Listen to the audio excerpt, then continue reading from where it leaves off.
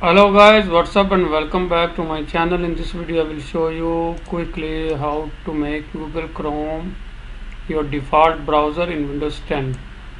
So first of all you have to come here on the start menu, right click on that, click on settings.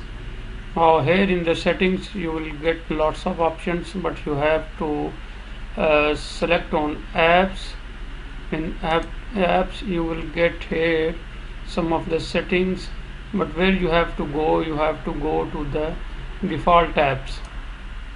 Now here in the default tabs you will see all default tabs.